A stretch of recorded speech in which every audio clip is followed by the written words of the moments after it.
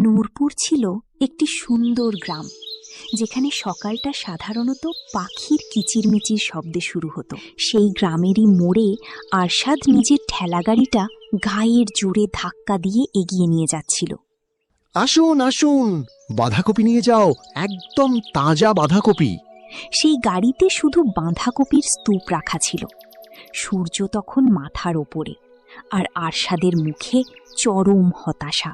তখনই এক খালাম্মা তার কাছে এলেন। আরে আরশাদ, কালকেও তো বাঁধাকপিই এনেছিলি, তোর খেতে কি এছাড়া আর কিছুই জন্মায় না? বাড়িতে সবাই এখন বাঁধাকপি দেখে মুখ ঘোরাতে শুরু করেছে।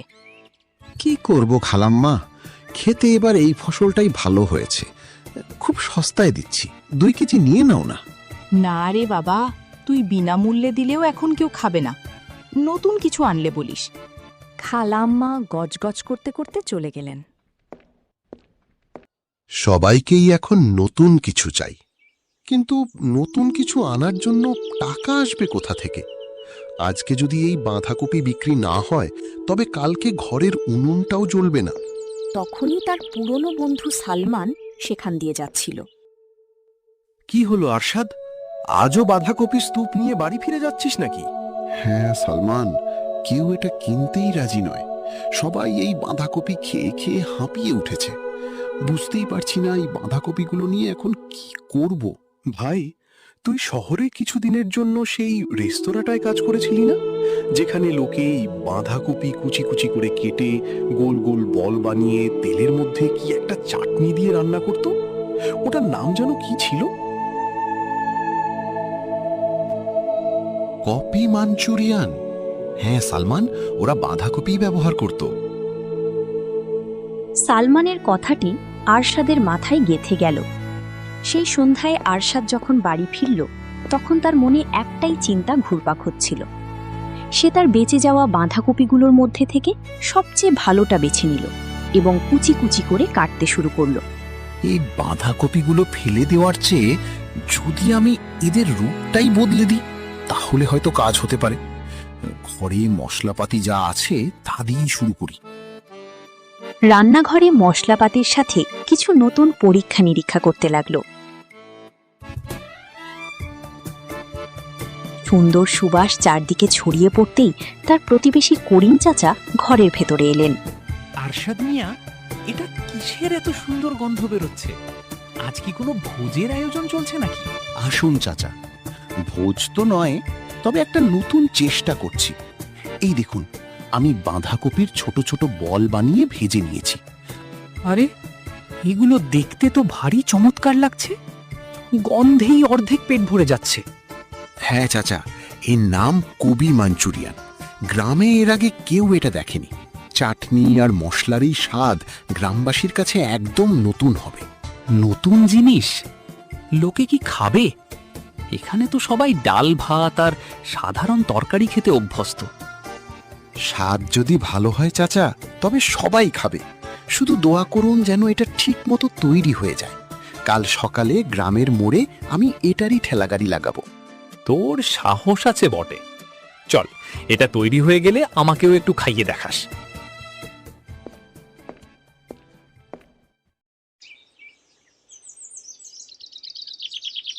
পরের দিন সকালের প্রথম সূর্যকিরণের সাথেই আরশাদ গ্রামের মোড়ে পৌঁছে গেল।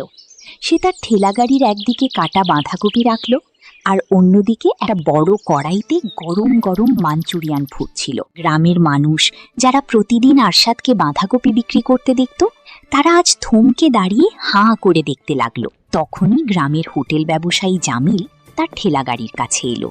আরে আরশাদ, আজ তোর বাঁধাকপির ঠেলাটা বেশ চকচক করছে রে ভাই।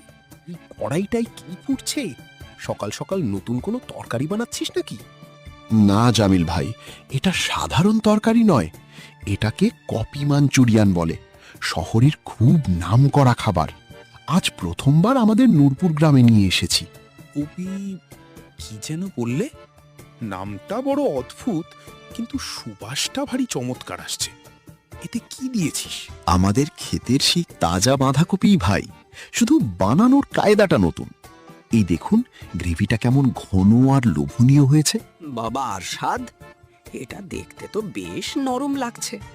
এটা কি আমাদের মতো বুড়ো মানুষের খাওয়ার যোগ্য? আমার দাঁত তো এখন শক্ত জিনিস চিবোতে পারে না। দাদু, এগুলো বাঁধাকপি নরম বল, মুখে দিলেই মিলিয়ে যাবে, একদম তুলতুলে নরম। আপনি শুধু একবার একটুখানি খেয়ে দেখুন। দাদু ছোট্ট একটা টুকরো মুখে দিলেন। পুরো মোড়টা একেবারে শান্ত হয়ে গেল। সবাই দাদুর মুখের অভিব্যক্তি দেখছিল। মাঞ্চুরিয়ানের টুকরোটা চিবোতেই দাদুর মুখে একটা মস্ত বড় হাসি ফুটে উঠল। আরশাদ তাকে আরেকটু গ্রেভি দিল। বাহ আরশাদ, এটা তো সত্যি অসাধারণ জিনিস। এত চটপটা আর সুস্বাদু। এই মশলাদার চাটনিটা তো ঘুমন্ত জীবকে জাগিয়ে তুলেছে। দেখতে দেখতে সেখানে উপস্থিত বাকি লোকেরাও নিজেদের লাইনের জন্য অপেক্ষা করতে লাগলো।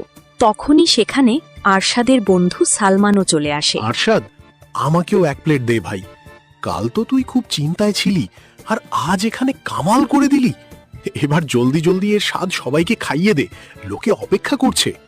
হ্যাঁ সালমান, সবাইকে দেব, তবে খেয়াল রাখিস গ্রেভিটা একটু ঝাল আর চটপটা, সামলে খাস। আরে আরশাদ, ঝাল আর টক মিষ্টি হলেই তো আসল মজা। শহরের মানুষ কি সত্যি রোজ এটাই খায়? আমার তো মনে হতো ওখানকার লোক শুধু দামি খাবার খেতেই জানে। হ্যাঁ চাচা, শহরে তো এটা খাওয়ার জন্য লম্বা লাইন পড়ে। আমি ভাবলাম যখন আমাদের খেতেই এত ভালো বাঁধাকপি হয়, তখন আমরা নূরপুরবাসী এই স্বাদ থেকে বঞ্চিত থাকবো কেন?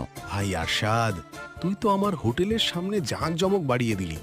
এক প্লেট আমার জন্যও দে, দেখি তো এই বাঁধাকপির নতুন অবতারে এমন কি জাদু আছে। দুপুর হতে হতে আরশাদের সব বাঁধাকপি শেষ হয়ে গেল, তবে কাঁচা সবজি হিসেবে নয়, সুস্বাদু কপি মাঞ্চুরিয়ান হিসেবে। আরশাদ আজ প্রথমবার নিজের হাতে এত টাকা দেখল। তার চোখে আনন্দের জল আর মনে এক নতুন আত্মবিশ্বাস জেগে উঠল। সে বুঝতে পারল যে পরিশ্রম আর নতুনত্ব কখনো বৃথা যায় না। এর পরের কয়েকদিন আরশাদের কাজ খুব দ্রুত গতিতে চলতে লাগলো। এখন মানুষ সকাল থেকেই আরশাদের আসার অপেক্ষা করত। কিন্তু কাজ বাড়ার সাথে সাথে আরশাদের কাছে সরঞ্জামের অভাব দেখা দিল। তার কাছে মাত্র একটা ছোট কড়াই ছিল এবং একা হাতে সব কাজ করা তার পক্ষে কঠিন হয়ে উঠছিল। বাঁধাকপি কাটা, বল তৈরি করা, তারপর গ্রেভি বানানো, একা করতে করতে হাত আর চলছে না। কিন্তু যদি আমি থেমে যাই, তবে মানুষ হতাশ হবে। তখনই করিম চাচা আরশাদের কাছে এলো। কি ব্যাপার আরশাদ মিয়া, কাজ কেমন চলছে? আজ মুখে সেই চকমকানিটা নেই যা সব সময় থাকে। বেশ ক্লান্তও দেখাচ্ছে তোমায়। চাচা, কাজ তো অনেক, কিন্তু হাত তো মাত্র দুটো। মানুষ আমার হাতের কপি মাঞ্চুরিয়ান খুব পছন্দ করছে আর এখন বেশি পরিমাণে চাইছে। কিন্তু আমার কড়াইটা এত ছোট যে একবারে মাত্র কয়েকজনের জন্যই তৈরি হয়। আরে, এটা তো খুব ভালো কথা। যদি বরকত হচ্ছে তবে ভয় পাচ্ছিস কেন? শহরে যা আর একটা বড় আধুনিক কড়াই আর গ্যাস ওভেন কিনে নিয়ে আয়। আর শোন, সব কাজ একা কেন করিস? কাউকে সাথে কাজে লাগিয়ে নে। টাকা তো আসছে চাচা, কিন্তু এই কাজটা কি স্থায়ী হবে? যদি মানুষ 4 দিন পর বোর হয়ে যায়, তবে তো আমার সব পুঁজি ডুবে যাবে। পরিশ্রম কখনো ডোবে না বাবা। তুই একটা সাধারণ বাঁধাকপিকে নতুন পরিচয় দিয়েছিস। এবার নিজেকে একজন বড় ব্যবসায়ী হিসেবে গড়ে তোলার কথা ভাব। করিম চাচার পরামর্শ মেনে আরশাদ পরের দিন তার ঠেলাগাড়ি লাগালো না। সে পাশের বড় শহরের বাজারে গেল। ওখানকার ভিড় দেখে তার পুরনো দিনের কথা মনে পড়ে গেল, যখন সে অন্যের দোকানে কাজ করত।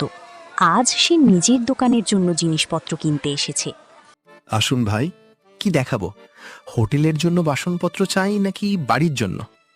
আমার মাঞ্চুরিয়ান বানানোর সবচেয়ে বড় কড়াই আর সরঞ্জাম চাই। আর হ্যাঁ, একটা এমন মেশিনও দিন যা দিয়ে সবজি খুব কুচি কুচি করে কাটা যায়। বড় সরঞ্জামের চাহিদা তো অনেক। আপনি কোথা থেকে এসেছেন? শহরে রেস্তোরাঁ খুলছেন নাকি? না সাহেব, নূরপুর গ্রামে আমার একটা ছোট্ট কপি মাঞ্চুরিয়ান বিক্রির কাজ আছে। ওখানকার মানুষের এই স্বাদ খুব পছন্দ হয়েছে। এটা তো খুব ভালো কথা। এই নিন, এটা সবচেয়ে ভালো মানের কড়াই। এতে একসাথে অনেক মানুষের খাবার অনায়াসে তৈরি হয়ে যাবে। আর এই রইল আপনার নতুন চপার মেশিন। এতে আপনার পরিশ্রম অর্ধেক হয়ে যাবে। ধন্যবাদ।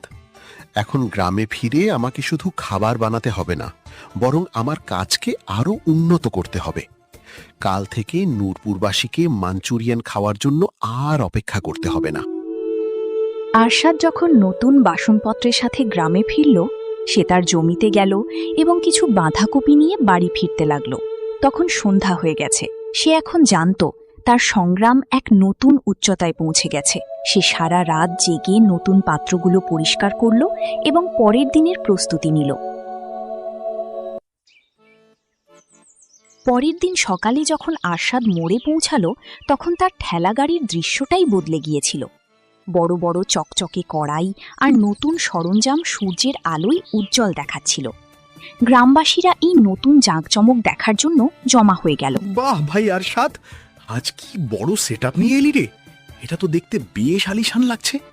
বড় কড়াই সালমান ভাই, এবার একসাথে অনেক লোক কফি মাঞ্চুরিয়ান খেতে পারবে। কাল পর্যন্ত তোরা নালিশ করতিস না যে দেরি হচ্ছে, এবার থেকে আর দেরি হবে না। আরে ভাই, পাত্র তো বড় করলি, কিন্তু স্বাদ কি একই থাকবে? অনেক সময় কাজ বাড়লে মানুষ আসল স্বাদটাই ভুলে যায়। জামিল ভাই, স্বাদ তো আমার পরিশ্রমে আছে, পাত্রে নয়। আপনারা শুধু দেখে যান। আজ আমি গ্রেভিতে আরও একটা বিশেষ জিনিস মিশিয়েছি, আমাদের ক্ষেতের তাজা পুদিনা আর ধনেপাতার স্পেশাল সস। আরশাদ, শুনলাম তুই শহর থেকে কোনো মেশিনও আনিয়েছিস। এবার কি মেশিন দিয়ে খাবার বানাবি? না দাদু, মেশিনটা শুধু সবজি কুচি করার জন্য।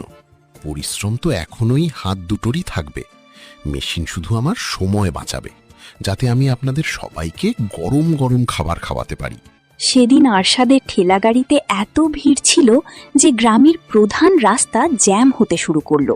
আরশাদ খুব চটপটে হাত চালাচ্ছিল। সে বাঁধাকপির বল ভাজছিল, সেগুলোকে সসের সাথে টস করছিল আর প্লেটে সাজাচ্ছিল। কয়েক মিনিটের মধ্যেই ধোঁয়া ওঠা কপি মাঞ্চুরিয়ান তৈরি হয়ে যাচ্ছিল। তখনই গ্রামের পাটোয়ারি সাহেব নিজের গাড়ি থামিয়ে সেখানে এলেন। আরশাদ, এটা কি গোলমাল লাগিয়েছো তুমি? পুরো গ্রাম কি এখানেই জমা হয়ে গেল নাকি? প্রণাম পাটোয়ারি সাহেব, নতুন কিছু শুরু করেছি। এগুলো হলো আমাদের ক্ষেতের বাঁধাকপি দিয়ে তৈরি কবি মাঞ্চুরিয়ান। আপনিও একটু খেয়ে দেখুন, তারপর জানাবেন গ্রামে এটা কেমন লাগছে।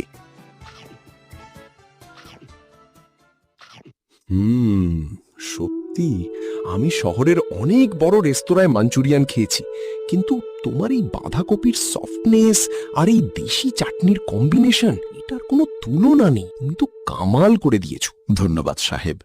ভাবছিলাম বাঁধাকপিগুলো ফেলে দেওয়ার চেয়ে এই উপায়ে মানুষের কাছে পৌঁছে দেওয়া ভালো। আরশাদ, পরের সপ্তাহে তহসিলের কিছু বড় কর্মকর্তা গ্রামে আসছেন।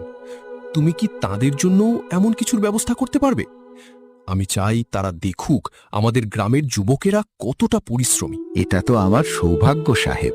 আমি তাদের জন্য সবচেয়ে সেরা কবি মাঞ্চুরিয়ান তৈরি রাখব। আরশাদের কাছে এটা শুধু একটা অর্ডার ছিল না, বরং তার প্রতিভাকে সরকারি স্বীকৃতি দেওয়ার এক বড় সুযোগ ছিল। সেই রাতে আরশাদ শান্তিতে ঘুমোলো, কারণ এখন সে শুধু একজন গরিব সবজি বিক্রেতা ছিল না, বরং গ্রামের মাঞ্চুরিয়ান ম্যান হয়ে উঠেছিল।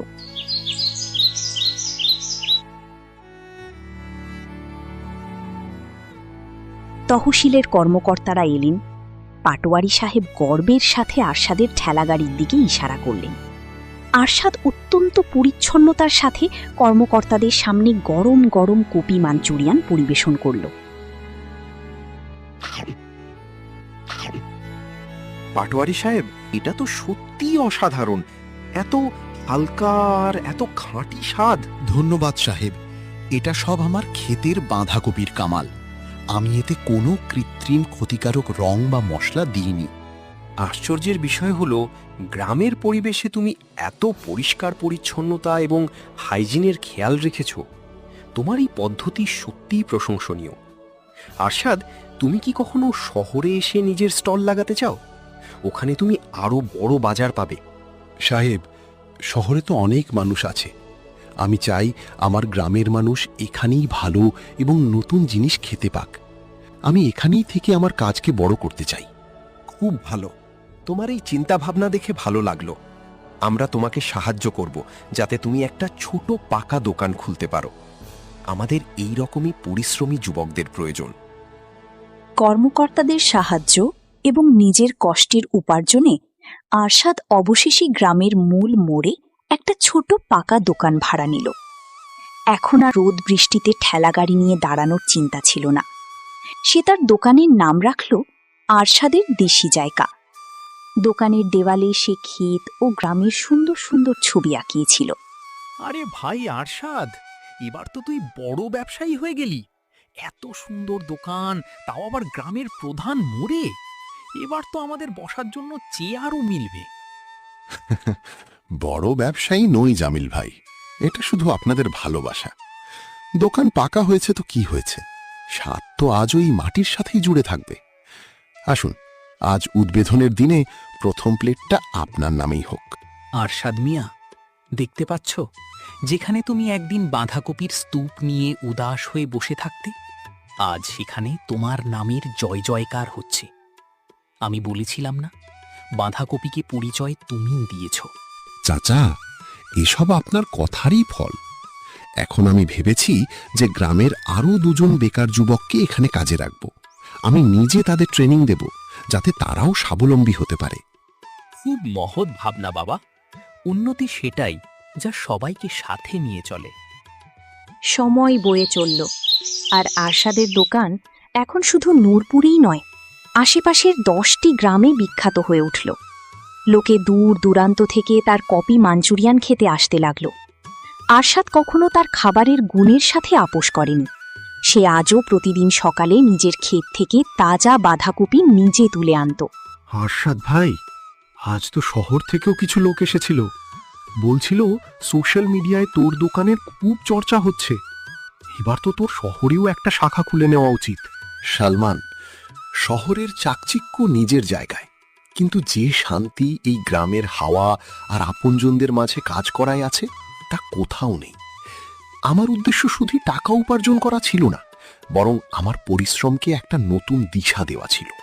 তুই সত্যি প্রমাণ করে দিলি যে ইচ্ছে যদি শক্ত হয়, তবে একজন গরিব সবজি বিক্রেতাও নিজের প্রতিভা দিয়ে ভাগ্য বদলে দিতে পারে।